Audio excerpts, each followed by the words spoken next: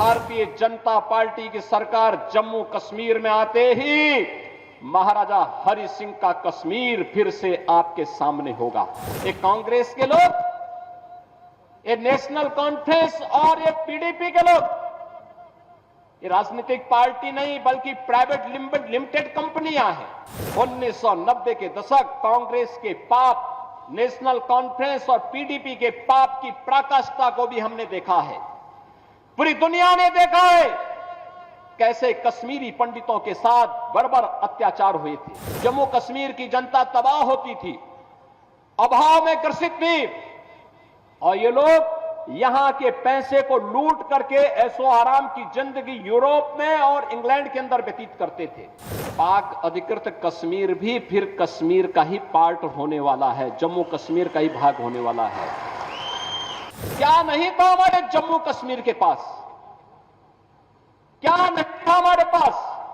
मैं आप सबसे कहना चाहता हूं कि आज जम्मू कश्मीर के अंदर हम जब बात करते हैं तो सचमुच मुझे उन महान विभूतियों की याद आती है।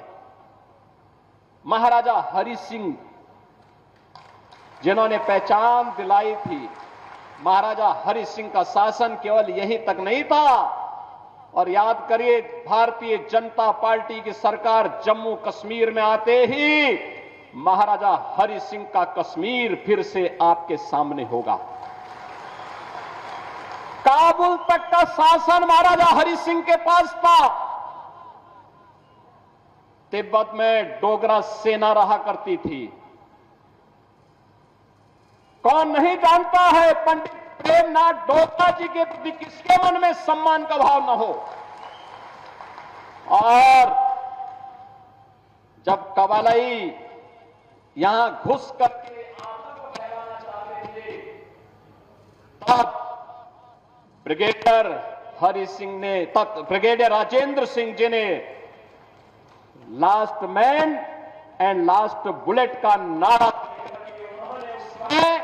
भारत की रक्षा के लिए अपने आप को बलिदान किया था।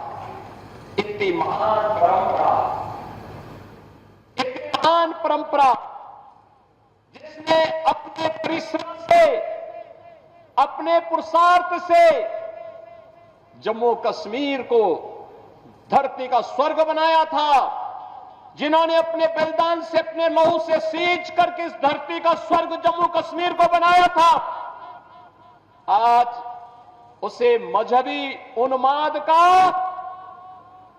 जो एक कोड़ है उसमें बदलने का पाप ये कांग्रेस, ये पीडीपी और नेशनल कॉन्फ्रेंस ने ही किया है। ये पाप करने वाले लोग जो देश के साथ गद्दारी कर रहे थे, देश के संसाधनों का उपभोग कर रहे थे, उनको सबक सिखाने का चुनाव है ये जम्मू कश्मीर विधानसभा का चुनाव। और इसी के लिए आज मैं आपके पास आया हूं। बहनों और भाइयों, परिवर्तन किस रूप में होता है? याद करिए करतारपुर कॉरिडोर के बारे में, गुरु नानक देव जी का कॉरिडोर बने, भारत की सिख परंपरा की गुरु परंपरा ने भारत के अंदर भक्ति से शक्ति की जिस यात्रा को आगे बढ़ाया था, गुरु नानक देव जी भक्ति के उस पराकाष्ठा का नाम था, तो गुरु गोविंद सिंह जी इस भक्ति से पनपी भी शक्ति का एक तेज था। याद करिए, करतारपुर कॉरिडोर का निर्माण प्रधानमंत्री मोदी जी के द्वारा कराया गया। और यही नहीं, बाल दिवस की बात जब देश के अंदर होती थी, बाल दिवस की बात जब होती थी, तो बहनों और भाइयों, इन्होंने पंडित जवाहरलाल नेहरू का जन्मदिन बाल दिवस के रूप में कांग्रेस ने मनवा दिया। मुझे बताओ, अरे बाल दिवस के रूप में नाम आना चाहिए ना उन लोगों का। गुरु गोविंद सिंह जी के 4 साहबजादों ने, जिन्होंने सनातन धर्म के लिए, भारत के लिए सुरक्षा के लिए, भारत को विदेशी आक्रांताओं से मुक्त करने के लिए, गुलामी की बेड़ियों को तोड़ने के लिए जिन्होंने अपना बलिदान दिया था, बाल दिवस उनकी स्मृति में मनाया जाना चाहिए था। कांग्रेस के सभी लेकिन मोदी जी ने बाल दिवस की तिथि तय करके पूरे देश के अंदर 4 साहबजादों की स्मृति को जीवंत बनाने का काम किया। हम लोगों ने उत्तर प्रदेश में 2020 में बाल दिवस के कार्यक्रम को पूरे उत्साह के साथ करना प्रारंभ किया। उत्तर प्रदेश मुख्यमंत्री आवास में एक आयोजन होता है और वह आयोजन बाल दिवस का होता है, जिसमें गुरु गोविंद सिंह जी महाराज के 4 साहबजादों की स्मृति को हम समर्पित उस बाल दिवस के कार्यक्रम को हम आयोजित करते हैं। बाकी वहां पर अन्य सभी कार्यक्रमों को स्थगित कर दिया। आज मैं इसी आपके पास आया हूं, एक कलहड़ का इतिहास, कलहड़ का कश्मीर किसने बर्बाद किया।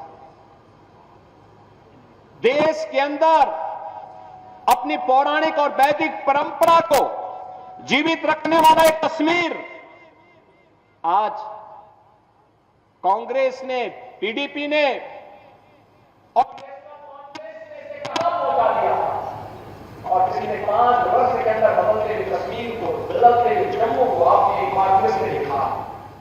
बहनों और भाइयों, आज इन 5 वर्षों में जो बदलाव आपको देखने को मिला है, ये सचमुच एक नए भारत का नया जन्म है, जो आज टूरिज्म स्टेट में होकर टूरिज्म का एक बेहतरीन डेस्टिनेशन के रूप में देश और दुनिया को अपनी ओर आकर्षित करता है। याद करें, उनके समय में भारत के आन मान और शान के तिरंगा को फहराने के लिए हार लगानी पड़ती थी कांग्रेस के समय में या पीडीपी या फिर नेशनल कॉन्फ्रेंस के समय में। लेकिन आज जम्मू कश्मीर के अंदर G20 के समिट होते हैं, दुनिया आकर के देखती है जम्मू कश्मीर के अंदर की टूरिज्म के डेस्टिनेशन के साथ साथ एक अंतर्राष्ट्रीय स्तर का समिट यहां पर पूरी दुनिया को अपनी ओर आकर्षित करता है। बहनों और भाइयों, एक लंबी परंपरा अमरनाथ की यात्रा इस बार हम देख रहे थे। पहले धमकी आती थी कि अमरनाथ की यात्रा नहीं होने देंगे, पहले धमकी आती थी उनके समय में और वे लोग सहम जाते थे, और अब तो पूरा देश और पूरी दुनिया बाबा बर्फानी के दर्शन करने के लिए अमरनाथ की यात्रा में आता है। धूम धड़ाके के साथ आता है, धूम धड़ाके के साथ जम्मू कश्मीर की सुगंध को लेकर के पूरी दुनिया के अंदर पहुंचाने का काम करता है।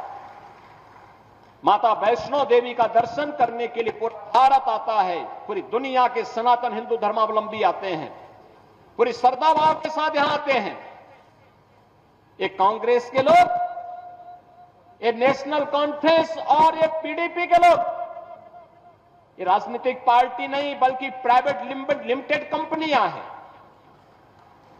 प्राइवेट लिमिटेड कंपनियां निवेश करें और उसके माध्यम से उद्योग धंधे चलाएं तो ठीक बात है, लेकिन राजनीति में प्राइवेट लिमिटेड कंपनियां बंद होनी चाहिए, क्योंकि ये राजसत्ता को अपनी बबौती मान करके आम जनता का शोषण करते हैं। और यही तो कार्य तीनों दल जम्मू कश्मीर के अंदर करते रहे।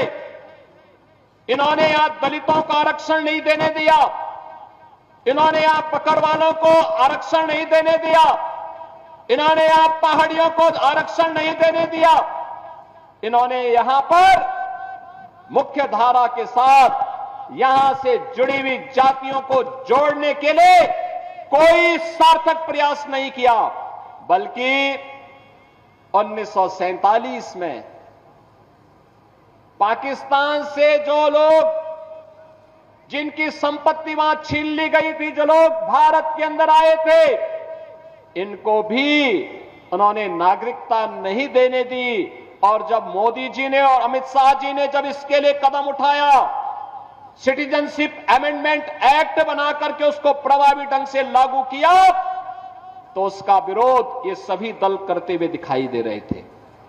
बहनों और भाइयों, 1990 के दशक कांग्रेस के पाप, नेशनल कॉन्फ्रेंस और पीडीपी के पाप की पराकाष्ठा को भी हमने देखा है, पूरी दुनिया ने देखा है। कैसे कश्मीरी पंडितों के साथ बर्बर अत्याचार हुए थे। मानवता का इतना बीभत्स पाप उस समय हुआ था। उनके प्रति सहानुभूति व्यक्त करने की बजाय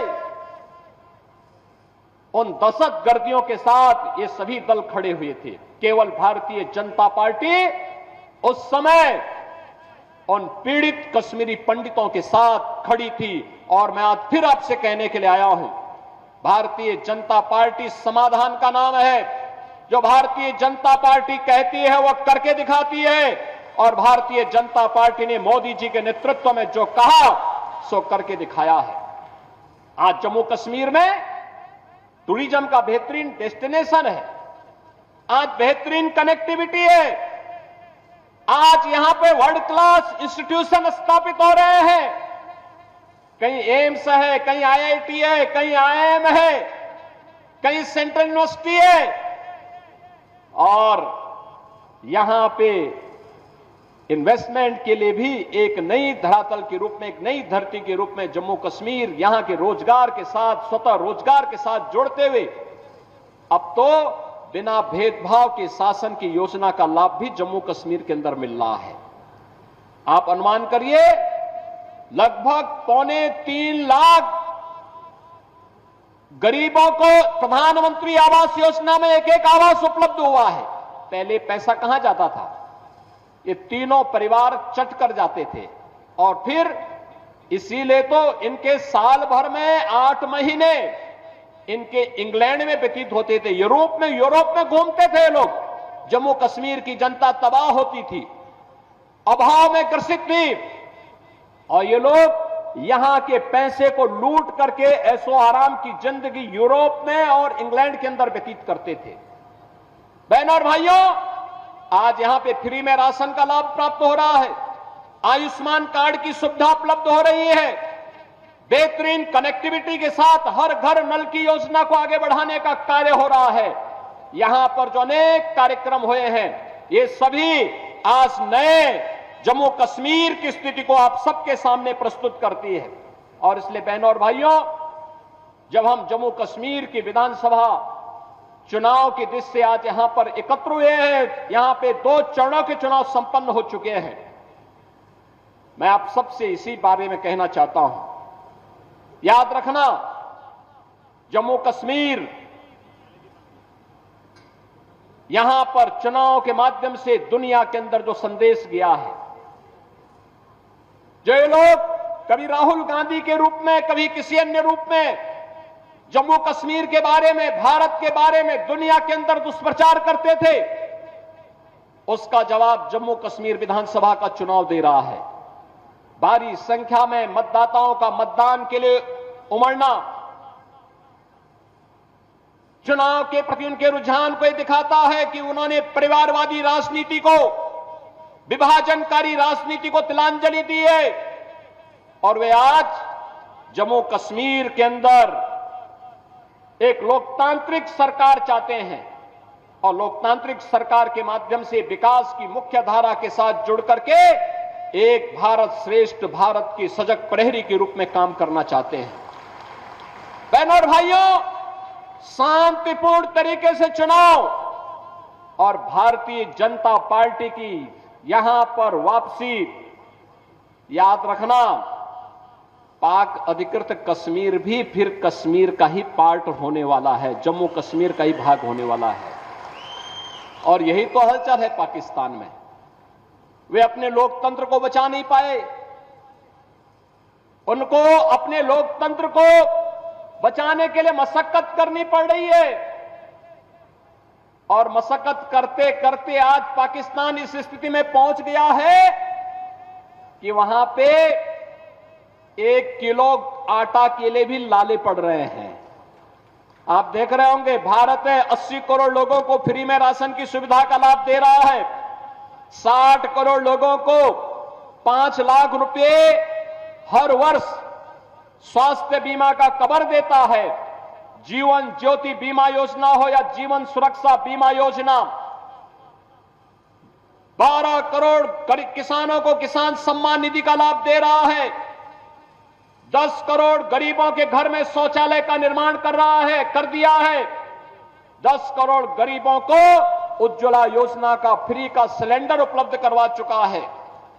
एक तरफ ये भारत है और दूसरी तरफ पाकिस्तान है, रोटी के लाले पड़ रहे हैं। स्वाभाविक रूप से भिखमंगा पाकिस्तान आज अपने आप को नहीं संभाल पा रहा है। कहीं पर पाक अधिकृत कश्मीर उससे अलग होने की आवाज उठा रहा है, तो कह रहा है कि हमें भी तो अधिकार था जम्मू कश्मीर के चुनाव में भाग लेने का, और जम्मू कश्मीर के चुनाव के साथ पाक अधिकृत कश्मीर में भी, मुर्शिदाबाद में भी अगर चुनाव होता ना तो और अच्छा संदेश जाता। लेकिन संदेश आपको देना है इस चुनाव के माध्यम से। दूसरी तरफ बलूचिस्तान अलग से कह रहा है, वो कह रहा है कि पाकिस्तान से हमारी केमिस्ट्री तो मिलती ही नहीं है,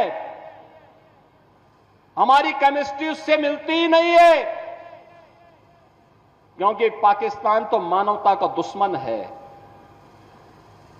यह मानवता का एक कैंसर है। इस कैंसर से दुनिया को मुक्ति मिलनी ही चाहिए, और उस मुक्ति के लिए हम सब आपके पास आए हैं कहने के लिए।